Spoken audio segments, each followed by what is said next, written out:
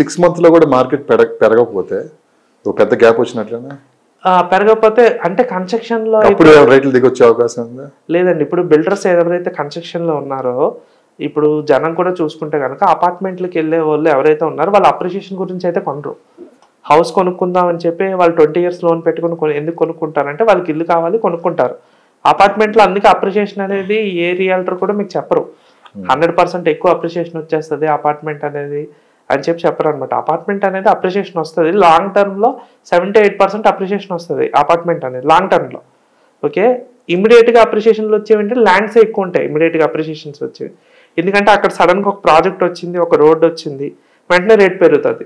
Jump అనేది ల్యాండ్స్లోనే చేస్తుంది, అపార్ట్మెంట్స్లో పెద్ద ఉండదు. ఏం వచ్చినా కానీ ఎస్ఎఫ్టీ రేట్ రాత్రి మీకు ఎప్పుడు డబుల్ అవ్వదు, అది ఎంత పెరగాలో అంతే పెరుగుతుంది. అందుకని ఏంటంటే అపార్ట్మెంట్ మార్కెట్ వేరు, ఈ ల్యాండ్ మార్కెట్ అనేది వేరు. రెండు డిఫరెంట్ ఐస్తో చూడాలి దాన్ని.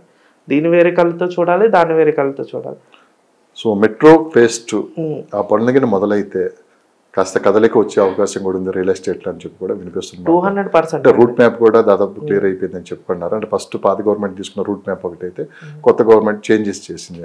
అంటే దాదాపు అది మన 4th సిటీ వరకు విస్తరిస్తామని చెప్పి, అంటే ఫస్ట్ ఎయిర్పోర్ట్ నుంచి 4th సిటీ కాస్త కనెక్టివిటీ ఈజీ అయిపోతుందని చెప్పి కూడా అన్నారు. సో ఎలా ఉంటుంది ఒకవేళ మెట్రో ఫేజ్ 2 కింద ఒక 2-3 సంవత్సరాలు కన్నా కంప్లీట్ అయిపోతే?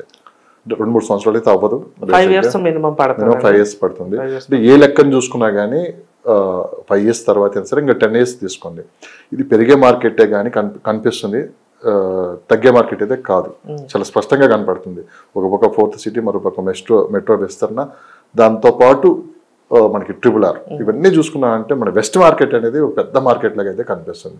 సో మీ అనాలిసిస్ ప్రకారం రాబోయే 10 yearsలో, 5 సంవత్సరాలు కూడా 10 yearsలో ఎలా ఉంటుంది ఈ లొకేషన్? వెస్ట్ మార్కెట్ అనేది ప్రీమియం మార్కెట్ అండి. ఆల్రెడీ మన హైదరాబాద్లో ఒక బొంబాయి ఇవన్నీ అలాగో మనకి ఒక ఇండియన్ దుబాయ్ అని చెప్పుకోవచ్చు దీన్ని, వెస్ట్ మార్కెట్ని మనం. అంటే ఆ ప్రీమియం బిల్డింగ్స్ కానీ ఇది కానీ ఆ లుక్ కానీ ఇవన్నీ 10 to 15 years చూడబోతున్నాం గ్యారంటీగా అండి. ఎందుకంటే ఇప్పుడు మెట్రో కూడా వచ్చింది అనుకోండి, మెట్రో వస్తే మెట్రో బయట డెవలప్ అవుతుంది. మెట్రో ఎక్కడైతే స్టేజ్ ఎండ్ అవుతుందో ఆ బయట అవుట్స్కట్స్ ఉన్న ప్రాంతాలన్నీ కూడా ఏంటంటే రెసిడెన్షియల్ కింద మారుతుంది. ఈ మధ్యలో మెట్రో వెళ్ళే లైన్ కూడా అంతా కూడా ఏంటంటే అపార్ట్మెంట్స్కి మళ్ళీ విల్లాస్ కట్టుకోవడానికి అంతా కూడా స్కోప్ ఉంటుంది అనమాట. ఇప్పుడు ఎవరైతే అఫోర్డ్ చేయలేకపోతున్నారో వాళ్ళు మెట్రో బయటకు వెళ్ళి 10 kilometers 8 kilometers బయట కొనుక్కుంటే కనుక ఈ మెట్రో కనెక్టివిటీని వాళ్ళు అక్కడ ఇల్లు కట్టుకొని మెట్రో కనెక్ట్ చేసుకొని వాళ్ళు సిటీలోకి వెళ్ళిపోవచ్చు. తక్కువ ఒక 50 రూపాయలు 60 రూపాయలనే సిటీకి వెళ్ళిపోవచ్చు. వాళ్ళ ఆఫీసెస్ కానీ వాళ్ళ స్కూల్స్ కాలేజెస్ కూడా ఈజీగా రీచ్ అవ్వచ్చు అనమాట కనెక్టివిటీ. అప్పుడు బిల్డర్స్ కూడా ఏం చేస్తారంటే ఓవరాల్ వరకు ఎలాగో డెవలప్ అయిపోయింది కాబట్టి ఇప్పుడు వచ్చి ఈ బిల్డర్స్ అందరూ కూడా ఈ లిక్విడేట్ చేసుకొని మనీని ప్రాజెక్ట్ అమ్మిన వచ్చిన డబ్బులు మళ్ళీ బయట కొంటారు వాళ్ళు. మీకు చూసుకుంటే కనుక ఒక 15 yearsలో RRR వరకు రెసిడెన్షియల్ అవుతుంది మనకి కన్ఫామ్గా. ORR to RRR. ఇప్పుడు ORR బయట స్టార్ట్ అయింది మార్కెట్. ప్రతి హైవేలో కూడా ORR బయట అయితే విల్లా ప్రాజెక్టులు ఉన్నాయి 360 degreesలో. ఇండిపెండెంట్ హౌస్లు ఇప్పుడు స్టార్ట్ అవుతున్నాయి. ఈ రోజు నుంచి 2025 నుంచి 2040 వరకు చూసుకుంటే కనుక RRR వరకు ఫుల్ అవుతుంది రెసిడెన్షియల్. కాదు, ఇప్పుడు అవుటర్ రింగ్ రోడ్ కంప్లీట్ అయిపోయింది, దాదాపు అవుటర్ రింగ్ చాలా బిజీ ఉంది. వెస్ట్ అంతా వచ్చేసి చాలా బిజీ రోడ్ ఇది. సో అటు సైడ్ చూసుకున్నామంటే నార్త్ సౌత్ ఇట్లా ఒకే రకమైన మార్కెట్ అయితే లేదు. ఇటు చూసుకు ఇప్పుడు ఎయిర్పోర్ట్ కనెక్టివిటీ ఉంది కాబట్టి ఎక్కువ మంది ఇటు ట్రావెల్ చేస్తూ ఉంటారు. హైటెక్ సిటీ, గచ్చిబౌలి మొత్తం ఇటువైపు ఉన్నాయి కాబట్టి. సో భూముల రేట్లు అటువైపు ఇటువైపు రెండు ఒకేలా ఉన్నాయా? అంటే ఎక్కడ ఎంత పెరగాలి అనేది అది డిసైడ్ చేసుకుంటారు. ఎప్పుడు ఏ సందర్భంలో మనం మాట్లాడుకున్నా కానీ వెస్ట్ మార్కెట్ గురించి మాట్లాడుతున్నా కానీ మిగతా మార్కెట్ గురించి పెద్దగా అంటే మేము సౌత్ లో ఎక్కువ చెప్తాం సార్. ఎందుకంటే సౌత్ ముందు నుంచి చెప్పేది అదే. సౌత్ లో మనకి వెస్ట్ తర్వాత గవర్నమెంట్ ల్యాండ్స్ ఎక్కువ సౌత్ లోనే ఉన్నాయి. సౌత్ లో అందుకే మన ముఖ్యమంత్రి గారు కూడా సౌత్ సైడ్ ఇచ్చారనమాట. ఎయిర్పోర్ట్ కూడా గవర్నమెంట్ ల్యాండ్స్ ఎక్కువ ఉన్నాయి కాబట్టి ఎయిర్పోర్ట్ కూడా మనకి రావడం. మన ఎయిర్పోర్ట్ కూడా మామూలు ఎయిర్పోర్ట్ కాదు, ఇండియాలోనే పెద్ద ఎయిర్పోర్ట్. ఢిల్లీ 5000 acres అయితే మనది 5500 acres. ఆ ఎయిర్పోర్ట్ లో కూడా చాలా మాల్స్ గానీ ఇప్పుడు వేరే సిటీ కూడా జరగబోతుంది. దాంట్లో ఎయిర్పోర్ట్ అనౌన్స్ చేసినప్పుడు 5000 ఎకరాలు అని చెప్పి చాలా మంది దాన్ని ఎగతాళి చేసిన వాళ్ళు ఉన్నారు. ఇప్పుడు అది కూడా సరిపోవట్లేదు, దాన్ని ఇంకా విస్తరించాలని చెప్పి కూడా అంటున్నారు. అది కొత్త రన్వే కూడా వస్తుందని చెప్పి చెప్తున్నారు అనమాట. ఇది బిజీ ఎయిర్పోర్ట్ అవ్వబోతుంది అనమాట ఇండియాలోనే. మీరు చూసుకుంటే కనుక ఇంకో ఇప్పుడే మనం టాప్ 4 లో ఉన్నాం ప్రెసెంట్.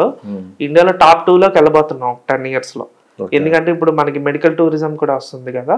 మెడికల్ టూరిజం వస్తే మన ప్రపంచం నుంచి మొత్తం వచ్చి ఇక్కడే మెడికల్ టూరిజం ఆపరేషన్స్ కానీ వాళ్ళు మెడికల్ అంతా చేయించుకొని వెళ్తుంటారు అనమాట వేరే కంట్రీస్ నుంచి. అలాగే వేరే స్టేట్ నుంచి కూడా వచ్చి ఫ్లైట్లో మన హైదరాబాద్ అనేది మెడికల్ టూరిజం అవ్వబోతుంది. దాంతోపాటు అక్కడే మాల్స్ ఇవన్నీ కడుతున్నారు, ఎంటర్టైన్మెంట్ కానీ ఇది కూడా కడుతున్నారు కాబట్టి అక్కడ ఎయిర్పోర్ట్ సరౌండింగ్స్ అంతా కూడా మంచి డెవలప్మెంట్ అవ్వబోతుంది. అది కూడా అఫోర్డబుల్. హైదరాబాద్ మార్కెట్ ఎన్ని క్రైసిస్ వచ్చినా కానీ తగ్గిన సందర్భాలు ఏమన్నా రేట్లు? అంటే ఎస్ఎఫ్టీలో ఎలా ఉంటుందంటే బిల్డర్కి డబ్బులు అవసరం అయితే వాళ్ళు 10 మంది బిల్డర్లో 2-3 ఇంట్రెస్ట్లు తీసుకొచ్చి ఇస్తారు. బ్యాంక్స్ ప్రైవేట్ ఇంట్రెస్ట్కి 2 రూపీస్కి 1 రూపీకి ఎంతకో తెచ్చుకుంటారు పర్ మంత్. వాళ్ళు ఏంటంటే కొద్దిగా అవసరం బట్టి తగ్గిస్తుంటారు డిస్కౌంట్లు అనేది. మామూలుగా ల్యాండ్లో అయితే అంత పెద్ద వేరియేషనే ఉండదు. అపార్ట్మెంట్ ప్రాజెక్టులు వచ్చి ఏంటంటే ఒక 5 to 10% డిస్కౌంట్ అనేది మార్కెట్ డౌన్ లో ఉన్న సందర్భాల్లో జరుగుతుంది. డల్ మార్కెట్ మీరు బిల్డర్స్ అన్నారు కదా, అంటే పెద్ద బిల్డర్స్ పక్కన పెడితే ఓ మోస్తారు బిల్డర్స్ లాస్ట్ 1.5 year నుంచి సేల్స్ లేక చాలా ఇబ్బంది పడుతున్నారు. చాలా వరకు ప్లాట్స్ ఖాళీగా ఉన్నాయి, ఒక గందరగోళ పరిస్థితిలో ఉన్నారని చెప్పి వినిపిస్తున్నమాట. అది నిజమేనా? అది నిజమేనండి. ఎందుకంటే ఆల్రెడీ బిల్డర్స్ ఏంటంటే వీళ్ళు మార్కెట్ చూసుకోకుండా, మార్కెట్ అనాలిసిస్ చేసుకోకుండా ఇష్టం వచ్చినట్టు కట్టేసుకున్నారు. ఇప్పుడు ఆల్రెడీ ఇక్కడ ఒక 5 ప్రాజెక్ట్స్ అవుతున్నాయి అనుకోండి, ఆ 5 ప్రాజెక్ట్స్ కూడా 20% సేల్స్ అయినాయి అనుకోండి, ఇంకో 5 ప్రాజెక్ట్స్ వచ్చేస్తున్నాయి. అప్పుడు ఏమవుతుందంటే అందరికి 10% సేల్స్ అవుతున్నాయి. అలాగే ఏంటంటే ఇందులో ఎవరైతే బిల్డర్స్ లో కూడా 10 మందిలో ఒక 4 తట్టుకోగలరు, 4 ఒక 7-8 మంది తట్టుకోగలరు, ఒక 2-3 అయితే తట్టుకోలేరు బిల్డర్స్. ఎవరైతే ఇంట్రెస్ట్ తీసుకొచ్చి బిజినెస్ చేస్తారో వాళ్ళైతే ఏం చేస్తున్నారంటే కొద్దిగా తక్కువ రేట్లకి ఇవ్వడం జరుగుతుంది అనమాట. కాకపోతే అది కూడా కొంతమేరకు పబ్లిక్ కూడా సేఫ్ కాదు. అది వాళ్ళు ఎంతవరకు కడతారు, వాళ్ళ ప్రొఫైల్ ఏంటి. బిల్డర్ అనేవాడు ఏంటంటే మార్కెట్ బాగున్నా బాగాలేకపోయినా కట్టేవాడే బిల్డర్. నా పేరు షబీర్ అండి, ప్రాపర్టీ ఎక్స్పర్ట్. నన్ను 24/7 మీరు ఎప్పుడైనా కాల్ చేయొచ్చు. నాకు చాలా లొకేషన్స్లో నేను బిజినెస్ అనేది చేస్తుంటాను అనమాట. హైదరాబాద్ 360 degreesలో అందులో 180 degrees అనేది మనకి ఎక్కువ మార్కెట్ జరుగుతుంది. West zone and south zone అనమాట. South Hyderabad and west Hyderabad అంటారు. ఎందుకంటే వెస్ట్ హైదరాబాద్లో ఐటీ ఉంది, సౌత్ హైదరాబాద్లో ఎయిర్పోర్ట్, నెక్స్ట్ ఫ్యూచర్ సిటీ ఎక్కువ డెవలప్మెంట్ అనేది జరుగుతుంది అనమాట. రెండు కూడా పక్కనే ఉంటాయి అనమాట. రెండింటికి చూసుకుంటే కనుక 30 minutes డ్రైవ్ ఉంటుంది. దీని గురించి మీకు ఏమైనా ప్లాట్స్ కావాలన్నా, మీ ప్లాట్స్ ఏమైనా అమ్మాలన్నా, లేదా మీ సజెషన్స్ ఏదైనా సజెషన్స్ మీకు కావాలన్నా కానీ, ఏదైనా ప్రైస్ కంపారిజన్ ఏదైనా చేయాలన్నా కానీ నాకు 24/7 మీరు కాల్ చేయొచ్చు. నా ఫోన్ నెంబర్ వచ్చి 9985054001. Repeat 9985054001. Thank you so much.